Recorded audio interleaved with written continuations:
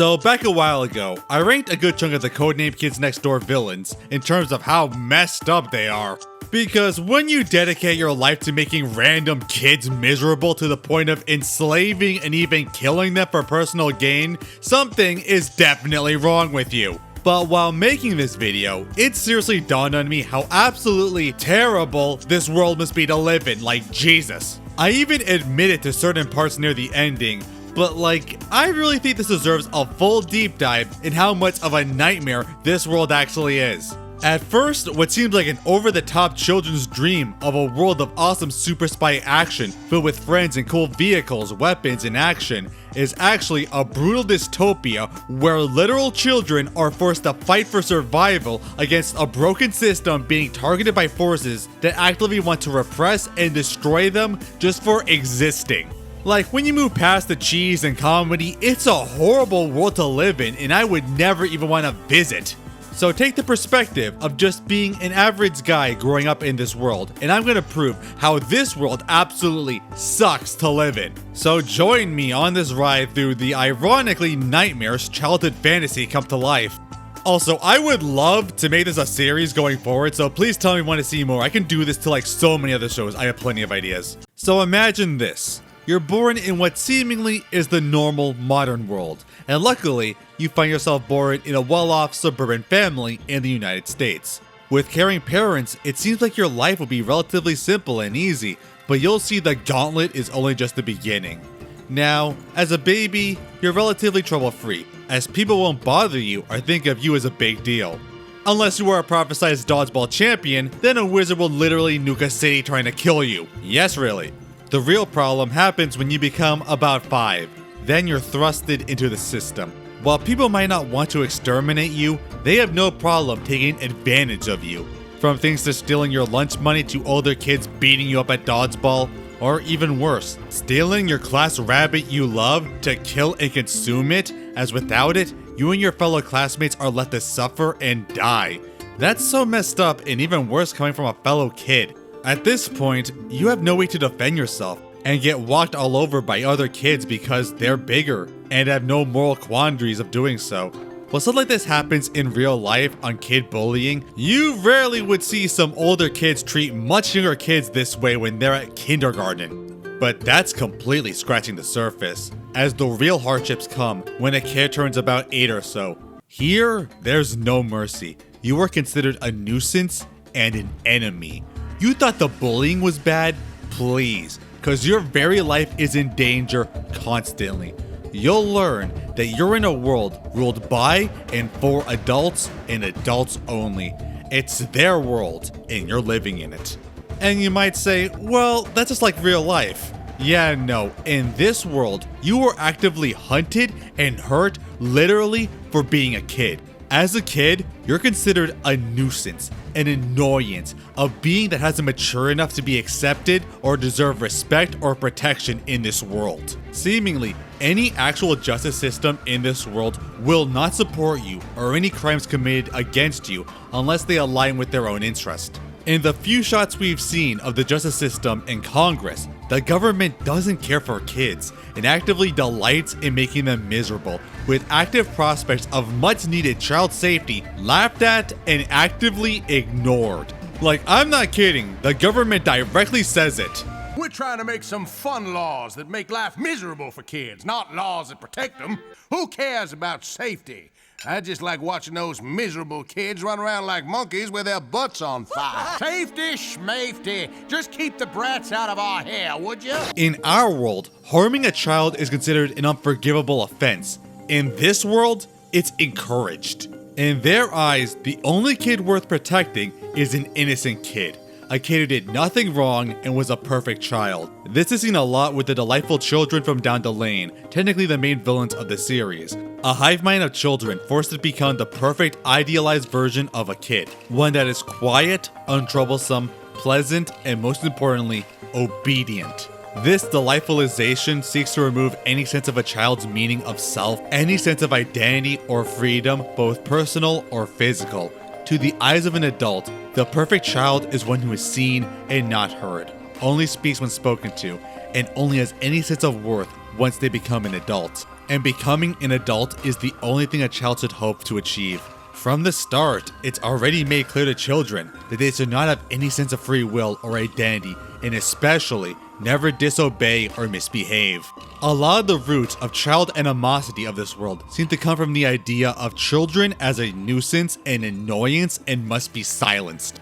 So many characters calling children snot-nosed brats for literally just being kids. They find their childishness and annoyance justification to silence them in as many ways as possible. Now, some arguably might be in a sense to discipline kids when they do actual wrong acts and need to be punished lest they continue down a self-destructive path. However, it seems any offense justifies immediate action, seen especially with Count Spankulot.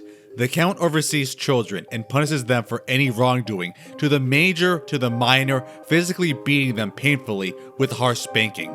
This may be cruel and painful and probably illegal by most cases, but this is the least of a child's concern. At least the pain is temporary. The Count doesn't go out of his way to harm children, and in plenty of circumstances gladly treats them with respect. He at least has a moral code, but if that boundary is crossed, he shows no mercy. As well as that, he is able to turn others into spank-happy vampires as his own thralls under his command to do his bidding. But thankfully, that has only been reserved to those who have personally wronged him. Spankulot may be a danger, but at least he's avoidable. But similar threats with a moral code are a rarity, as we'll see. Nightbrace is another adult who targets children, particularly with bad teeth from eating candy. One could argue he's doing good as well, taking care of children's bad teeth for free. But again, actively stalking and attacking children to do forcible dental work to potentially painful degrees is concerning to say the least. But like Spankulot, it's easy enough to avoid. Just take care of your teeth and avoid too much candy. But that's not even gonna be too much of a problem. Now, children love candy, a sweet treat that makes anyone happy eating it, and one of the unabashed joys of childhood. But again, adults have decided that you don't even deserve that, as any and all candy you might have, from saving your allowance or maybe as a gift from your family, can immediately be taken and hoarded by legions of candy pirates, actually robbing you of your possessions and leaving you with nothing but the bitter taste of loss. And not even just Sticky Beard's crew, as there are plenty of candy-based pilferers in this universe, taking pleasure in stealing confectionaries from children. Halloween? Don't even think about it. You're tricked, they're treat. But even arcane delicacies are not the table, potentially killing people's pets just to turn them into chocolate to eat, and even just straight up turning people's souls into candy to eat it. Also, not to mention their massive behemoths of ships. They literally sail the suburbs by plowing and decimating entire neighborhoods with ease, toppling and destroying houses like with their inhabitants inside. Miles and miles of horrific property damage where families aren't killed, they're left completely homeless. And pray that you're not unfortunate to be one of them. To them, confectionaries are worth more than your life for just a small taste, almost like an addiction. But candy is one thing, you don't need that to survive. What about food in general? That can be just as enjoyable, but you can't even enjoy that, as your homemade lunch from your parents can be stolen by Robin Hood and his hungry men, robbing actual children of the food they need to survive without a second thought. At first seemingly for altruistic means, to give to needy elderly people, only to be revealed that they can't eat the food and they're just chefs who are too lazy to cook for the seniors and instead steal food from defenseless children. They leave kids hungry for the rest of the school day and steal food just out of laziness. But don't worry, you'll still be fed whether you like it or not. Grandma Stuff'em is an elderly woman who has the impossible ability to create and summon legions of living food to be eaten. And instead of using it to solve world hunger, she targets already well-off kids in general. And her food is nasty, hardly edible crud that nearly every kid can't stand. And she seemingly knows this and will still force feed her creations to the kids whether they like it or not, to practically a tsunami of corrupted concoctions until they can't eat anymore. And again, the seeming altruism is dashed, as later she admits she wants to purposely fatten up kids to the point of immobility, since in her mind, a child too fat to move can't get into trouble. All must be helpless and fat. That way you can't get yourself in trouble. She's practically Hansel and Greteling children, if not actually freaking consuming them in an inverse of eating food. but again ties to the main societal issues that children should not be allowed to have any free will with their potential to be a nuisance. Or in a similar case with the Spinach Inquisition, invading conquistadors, spreading the word of glory of spinach through force, actively invading and kidnapping children to force them to eat the stuff. And if they refuse, they resort to actual torture methods to force them where it actively endangers their lives. That's right, there's active child torture allowed to pass and even threats of actual death. At least their song's fun.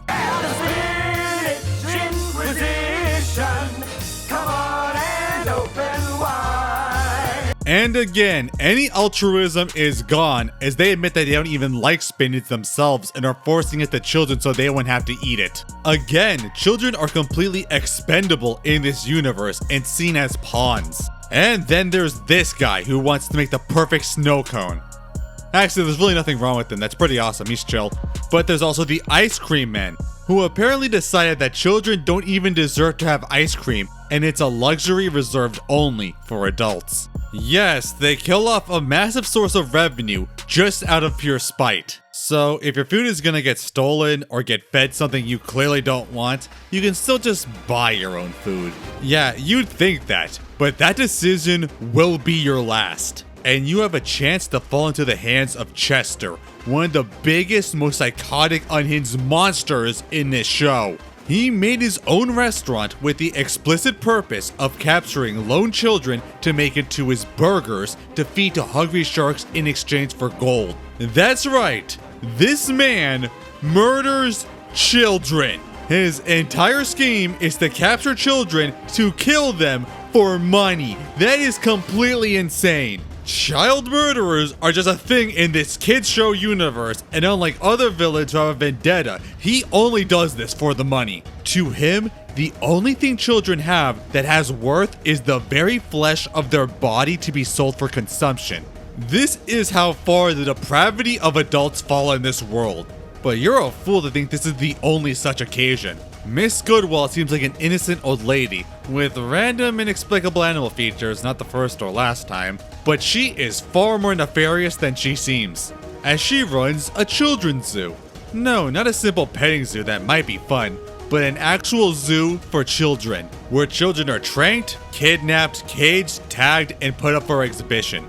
Goodwall doesn't see children as humans, but animals, believing that adults love to see children, but don't want them in their house, and puts them on exhibit almost as a sick joke. Like, seriously, lady, they have parents, you sick f***. What is wrong with you? Not even well-behaved children are off her list, as she kidnaps the delightful children as well to put them in an exhibit. She's almost like a big game hunter, abducting different children and categorizing them by traits, and showcasing them like trophies, completely dehumanizing them. But it's not even that, as she believes in a sick food chain where kids are fed to the bullies. And no, this isn't your average schoolyard bullies, but actually feeding them.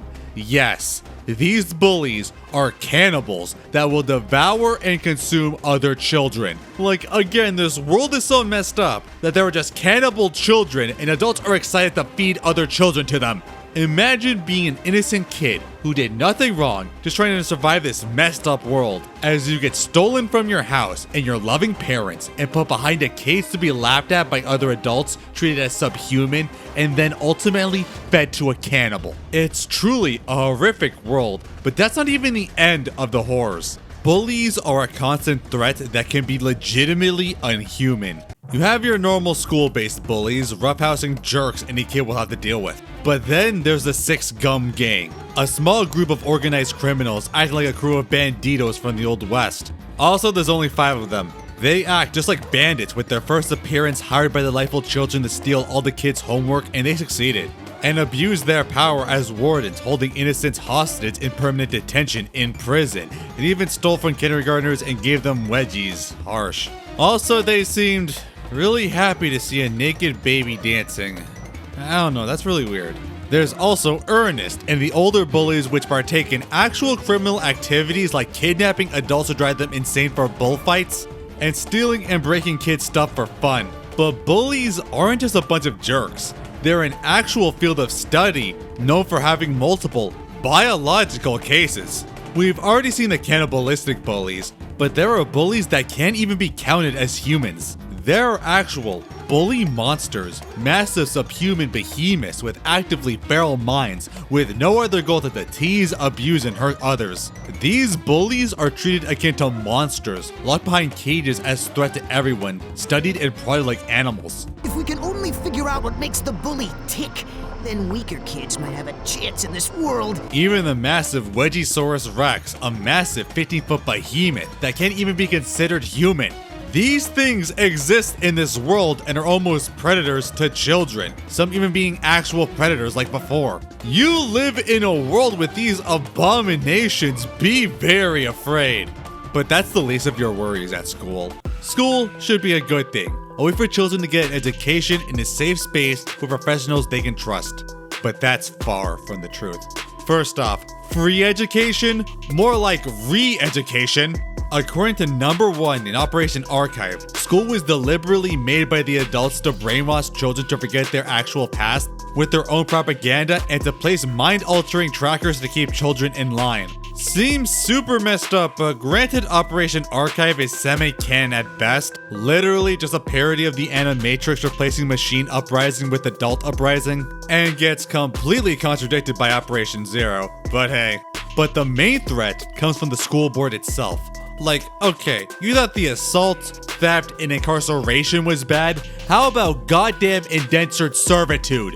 Yes, there are people who partake in actual child slavery.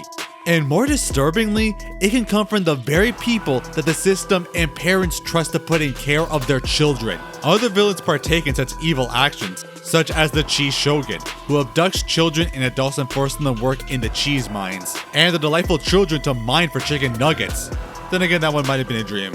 God, I want those so badly, they look so tasty. But a school is the last place this should happen. And yet when salad oil was discovered under the playground, Principal Smelling and Sauerbraten, the trusted leaders of the elementary school, immediately put their own children to work, replacing recess with manual, torturous labor in horror conditions to mine it. And even more disturbing is that no one else in the school board finds it atrocious.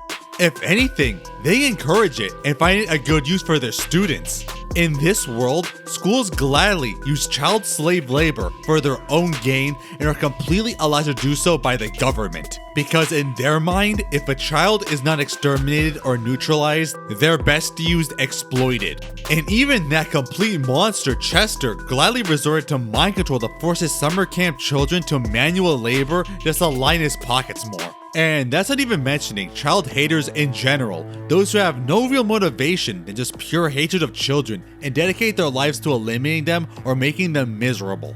What comes to mind is Mr. Wink and Fib, a duo of roommates, yeah sure, who have a hatred of children in their blood, being the antagonist of the pilot, pretty much ensuring that kids never get any pool time to themselves and keeping Adult Swim permanently and threatening children's lives with their many mechas.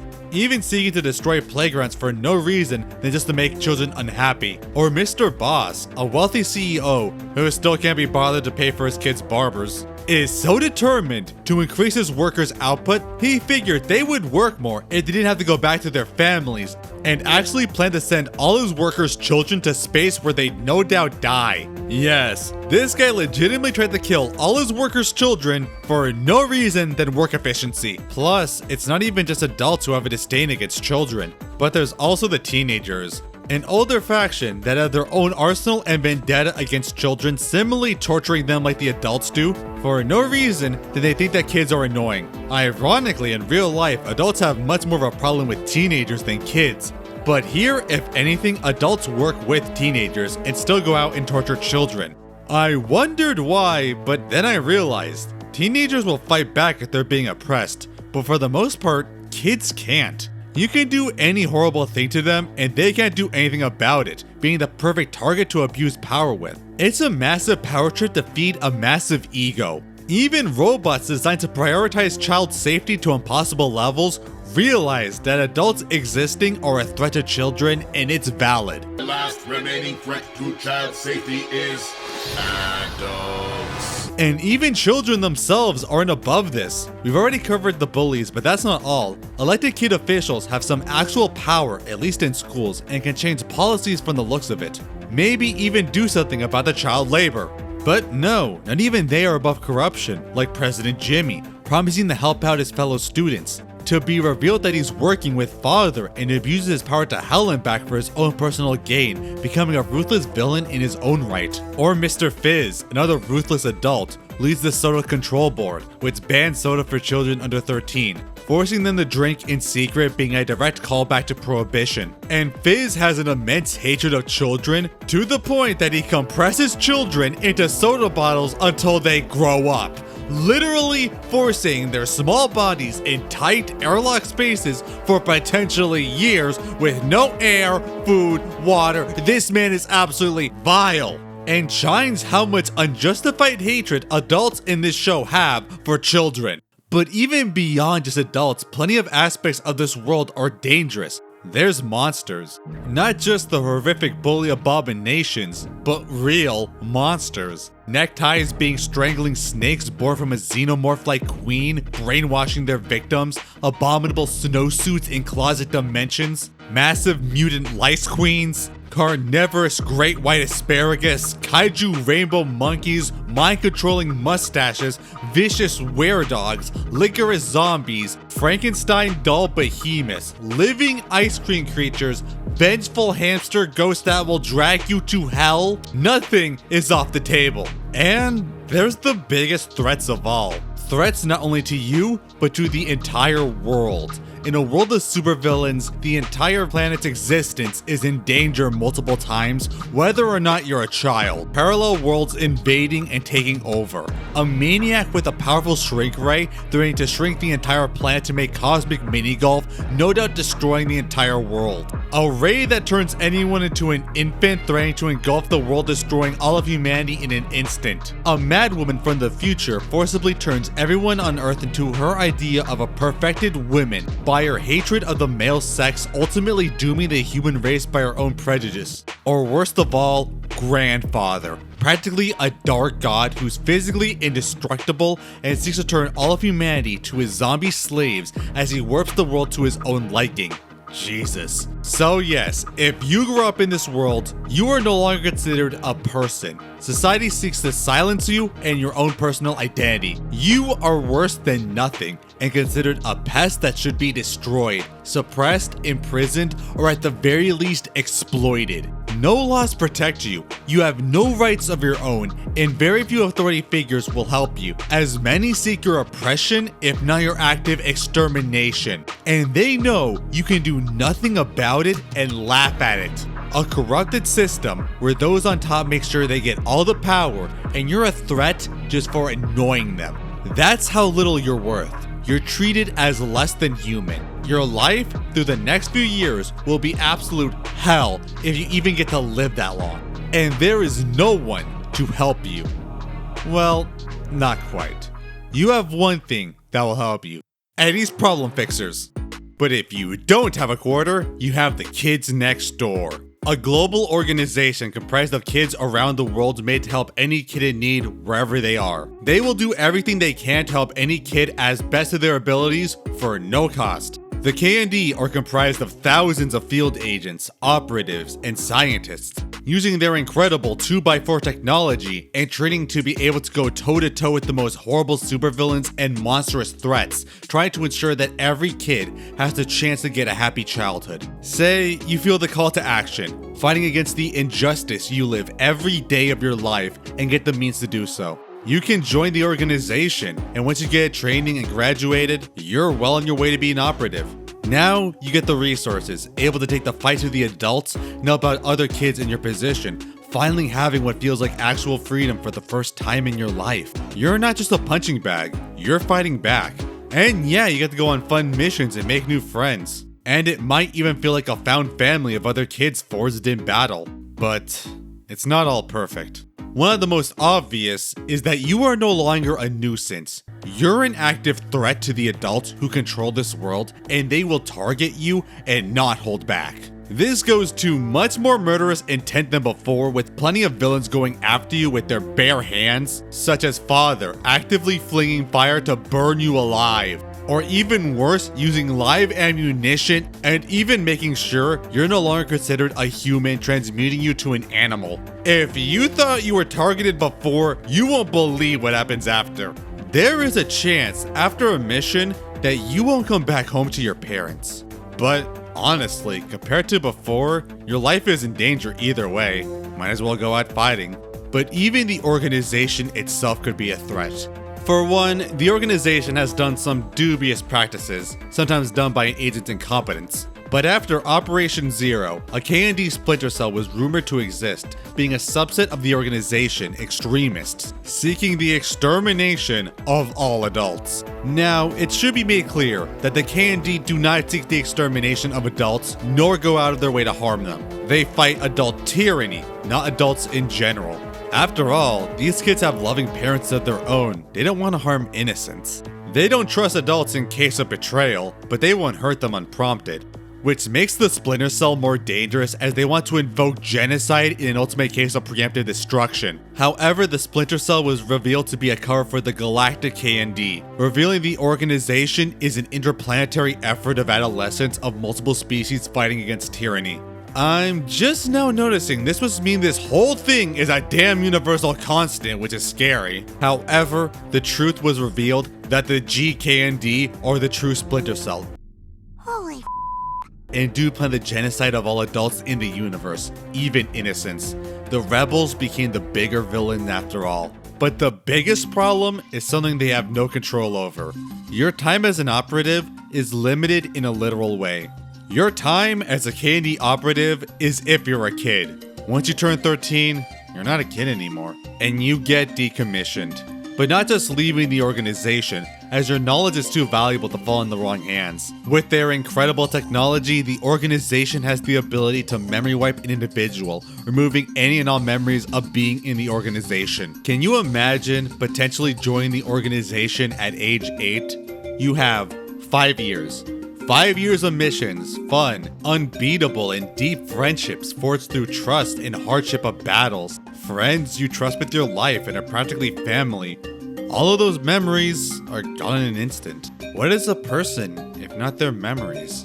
Obviously, this is a nightmare situation, and many kids have been terrified of losing their memories and tried to escape decommission. But it's a necessary evil, as their knowledge of the organization can be devastating in the wrong hands, as we see firsthand. Cree Lincoln was an amazing K&D operative who escaped her decommissioning to become the leader of the Teen Ninjas. And Chad, an exceptional K&D operative and de facto leader, did everything to avoid losing his legacy as an agent, framing Sector V to get them decommissioned after his parents sent them invites to his 13th birthday, and when that failed, did a Hail Mary to dislodge the moonbase to the sun to kill a chunk of the members. 5 years! I can't let all I've worked for, all that I've accomplished, be ruined by a bunch of snot-nosed brats! But then it was retconned at the last minute that he was a double agent for the teenagers. Yeah, that made no sense. Again, is it worth working so hard in an organization with so many friends and achievements making a difference if eventually you won't remember any of it and become the new enemy? It's brutal, but also brings to mind how the organization is run. After Chad escaped and joined the teens, the supreme leader of the K&D fell to number 362. By all accounts, she was a fantastic leader, responsible and clever, and saved the organization from a collapse after the betrayal of the previous one. However, this took a massive toll on her mental health, heading a massive worldwide organization of children, overloading her stress to the point where she initiated the game of tag, which decided who would become the new supreme leader.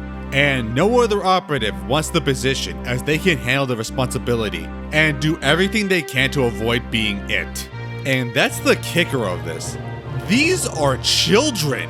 They shouldn't be doing this. They shouldn't be forced with a global responsibility that drives them horribly stressed. They should be outside playing, not fighting for survival. I don't get to go on missions anymore. I have to keep 1,100 kids with short attention spans organized. I just don't want to do it anymore, Nigel. But they have to, because this is literally the only defense they have in this world. They need to make this organization because it's the only way they can fight back against the worldwide oppression they face. It's absolutely horrible that any child needs to go through all of this, but it's the reality for them. Without the KND, there's the extermination of childhood itself, which brings the overlying enemy of the entire series. More than any villain or evil adult or bully or monster, it's just time. Time and how it changes you. Time stops for no one, and nothing stays the same, and you can't defeat it. You grow up. You can't stay in Neverland. Kree and Chad were once the best, most beloved operatives until AIDS corrupted them to destroy their former friends. Imagine you joined the organization, had an amazing time, and fought for children everywhere, but it wasn't satisfying anymore. Hormonal changes and puberty had its way, developing ego, angst, and apathy. Your former friends weren't as grown up as you. They're immature, snot-nosed brats don't get the real world, and you're gonna prove you're better than them. And it doesn't stop until you mature fully and become an adult. I lost the battle, the treehouse, and my childhood. You made it. You survived the gauntlet of life, the oppression and hatred of being a defenseless child. But it changed you. You grew cynical and jaded at the world you faced. The horrors of your childhood molded you to who you were, and it's been a long time since you've ever felt happiness. Even those memories were taken from you. But you're on the winning team now, part of the upper class who controls the world, now free from the oppression, still feeling jaded and empty. Now you see happy children and feel immense jealousy. They don't know the horrors you faced, the pain and turmoil in your over 18 years of life. They're naive brats whose happiness spites your misery, but you can do something about it and they can't. Now you continue the cycle of hatred. Your childhood was a mess, why should anyone else's be better? You take it out on these kids, punishing them for being themselves when they should accept the world as it is. A non-stop cycle of misery and pain. The tortured become the torturer because they no longer consider childhood sacred. In a way, it is. Childhood is the one part of life that feels so unbothersome, free of responsibility when the world was filled with wonders and whimsy. It's the only time you'll ever feel that way, where the cruelty of the world shows itself, as you get faced with responsibility and cynicism. And in the end, it's only just memories. Everyone loves the principal's speech in the Recess movie because it hits so hard to so many people who grew up with it now being adults. Every adult you've ever known was a kid at some time in his life. You think we don't remember summer vacation? They don't know how good they've got it. In a few years, they're all going to be grown-ups like me, and all those good times will just be memories for them too. But don't you ever say I don't care about summer vacation, because those memories are the last part of childhood I got left. In a weird way, it's reminiscent of real life. We're not like we were as kids. We grew up and faced the horrors of the world. It's just naivety feels so foolish. This show embodies that in a way I haven't seen before, and it resonates so well. But we see that ideology portrayed by so many characters, namely Mr. Wink and Mr. Fib. It's revealed that they once were in a similar Candy-like organization, fighting against evil adults in their childhood. But problems when growing up molded them, turning them bitter and hate-filled, taking out their frustration on kids. They became the thing they sought to destroy. Also again seen with Kree and Chad, as only a few years was all it took to completely change their view. And even number 1, when forcibly turned to an adult by the delightful children, immediately gave in to the crushing cynicism of being an adult and losing his childhood, and berated his fellow teammates on not feeling the same. It's not your age that's changed, Mr. Uno. It's you. When you're an adult, you'll learn it's every man for himself, and you'll learn the hard way. Even the most dedicated Candy agent grew cynical of childhood. It's unavoidable. You will continue the cycle of hatred. But you actually don't have to. You can't use that as an excuse. You might have had a completely crap childhood, but that doesn't justify you tormenting kids just like you were. You have to be above that behavior. You can't become the villain. You were a kid once, and you should understand that. And there are plenty of examples of adults that have, namely the parents. They survived the pain and torment of this world, and made a family, and made a kid of their own. And they gave them their love and support, the only source they probably have in this world. Admittedly, bringing a kid to this world might be cruel with what they face. At least they try to give their kids love and attention they deserve, and support them through it. All the Sector V operatives we see love their parents despite their job fighting adults, and potentially stops them from succumbing to the Galactic KND's genocidal ideology. Even beyond that, some adults actively help children and hold no animosity. Lasso Labs was in the same group as Mr. Wink and Mr. Fib, but she never gave in to adulthood cynicism and still defends children to this day as an elderly adult. And Moosk was once an accountant grown so weary and tired of the crushing world of business that he dedicated his life to exterminating the evil ties that make up the corrupt capitalism of the society, and making sure kids and adults don't have to wear them. And at the end, he was one of the few adults number one considers a genuine friend, helping to get his life back after. It's heartwarming.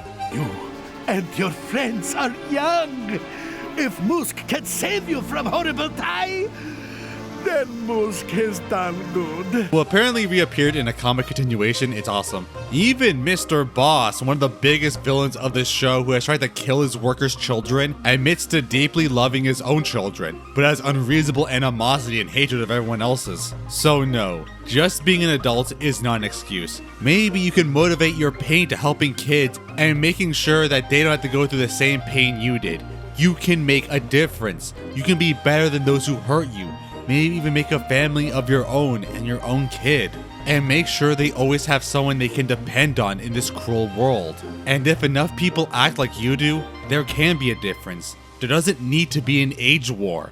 We can fight for equality for everyone, where you aren't discriminated and treated as subhuman for your age. Where everyone has rights and freedoms and kids can be kids and enjoy their childhood. Fight for a future where the kids next door aren't needed, for children to have a childhood in the future, where kids and adults can live in harmony like they should. The fact that we take for granted in our own time is only a wonderful dream in this world proves it sucks to live in Codename Kids Next Door. Also, it's in the same world as Billy and Mandy, so that's all I need to say. But before I finish, in the ranking video, I left out a few villains because there's so many in universe, and people pointed out how I missed them. So to end this video, to answer some of the questions people have, I guess I'll quickly lightning round some of the most common ones pointed out. First, Ernest. He's kind of the head of the Bullies. Well, okay, the normal ones, not the inexplicable giant dinosaur mutant ones. Again, what is this world? Now he's partaking in bully fights, literally abducting adults and force-feeding them coffee until they get so hyped on caffeine that they basically become feral animals. Kind of hilarious, honestly. And that puts them in bullfights, which even number 4 participates in. And the rest of the sectors are disgusted because they only fight evil adults, not innocent ones. So yeah, kind of heavy-handed Matador allegory. And number 4 only stops because he has to face his own dad. He also leads baseball, where the bullies steal expensive vases from the neighborhood to break them and blame the kids. So, human trafficking, theft, destruction of property, fraud, that gets conniving criminal rank. The Great Podensky, I forgot about him, sorry. A one-off villain obsessed with mini-golf that he shrinks number 2 down to force him to play with his ironically huge mini-golf course in his basement. And if he wins, he'll literally shrink the world to play mini-golf in space. Yeah, Jesus. Now, this would be insanely dangerous if he could actually pull this off, but he gets points detracted that he's shrinking his only source of food, water, and oxygen. He doesn't have a suit, so he'll die immediately. Still, broadly bad B tier. Also, he pulled a Doofenshmirtz and said that he shrunk down the world's monuments to use in his course, which get destroyed, so that sucks. Who's next? Jerry Rassick, random Jurassic Park parody where he runs an island of bullies, but they're like actual feral monsters. Again, are these people or horrifying mutants? Anyway, it was a trick after he was given a permanent wedgie by number 4, which crippled him for life, and he doesn't really care and traps him ironically with much worse bullies than him. Too bad he probably died at the end. Honestly, everyone kind of sucks in this episode, so Dino Douchebag gets Devious Douchebag. Dodgeball Wizard definitely deserves a mention as an adult proving that he's the best dodgeball player. Not only did he kidnap number 4's family to challenge the prophesized player, but it wasn't even 4, it was his actual infant brother Joey, who he tries to basically kill. This guy is actually trying to assault a baby. Jesus, he's throwing actual fireballs. Not only that, but he causes destruction on a city-wide scale in order to do it, and then summons a giant dodgeball meteor to basically nuke it. This guy is literally nuking a city to kill a baby for his own pride. So many people are dead. What the hell? You get absolute abomination. Evil number 4. Okay, so the show did a parallel world episode where number 4's pool leads to an alternate opposite universe where the K&D are evil and the delightful children are the heroic rebels. And in this world, number 4 is the villainous leader trying to take over our world as well. Now, you might think he'd be a huge threat, but no, this guy is a complete joke. He's all talk. The second real number 4 intimidated him, he backed off and proved he's a massive coward. Even freaking Lizzie took him out by herself. This guy is all bark, no bite. How the hell did he take over this world? Did he just make threats and everyone just crap themselves to obeying him? Surprise, he gets frivolous failures. This is embarrassing, man. Mr. Mogul. Now, I can't for sure rank him because I don't know what pss, pss, pss, pss, pss means, but on the basis that he's a CEO, conniving criminal, this baby, he disturbs me. I don't want to rank him. Soccer mom, she's a Karen, C tier. Grandma Lydia. She's not actually a villain, just incredibly grouchy, but she's a fan of beating children, and that's bad. And lastly, Mushi. Mushi had a really random dive into villainy, but I did hear a good theory that it was possibly with the influence of King Sandy when the two fell in love. The lad at least is going after girls his own age. Mushi's mean streak happened in Operation Clues. We're at a dinner at number 2's house. Number 3's party rainbow monkey got forked to death, as number 2 figured out it was done by Mushi, who wanted the doll for herself and killed her before he could rat her out for stealing it, and then told her to get forked and ground her for life. Harsh. Now, that wouldn't be too bad, all siblings break each other's stuff, but Mushi's viciousness was concerning, which was highlighted in her next appearance, Operation Spankenstein, where she fully let loose. Count Spankulot comes in to punish Mushi for the incident, but this girl is insane and single-handedly defeats him and straps him to a device with him pleading for mercy. Jesus.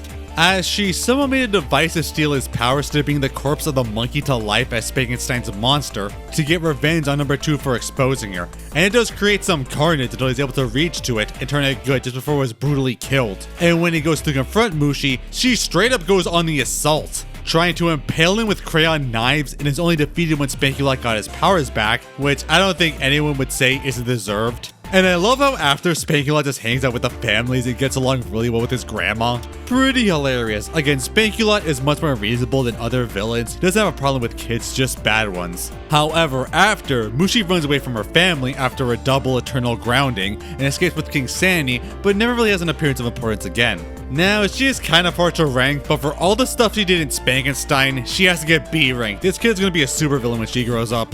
So yeah, here's the remastered ranking, so please stop bothering me about it. So yeah, hope you enjoyed this. I really enjoyed exploring the Candy world and making up how bad it would be hypothetically living in it. Because like, once you really peel away the fun, it's a horrible world to grow up in. And again, I love to do this with so many other shows, so please tell me if you'd like to hear more or recommend another cartoon show world that's actually a complete nightmare once you think about it. Thank you for watching, and goodbye.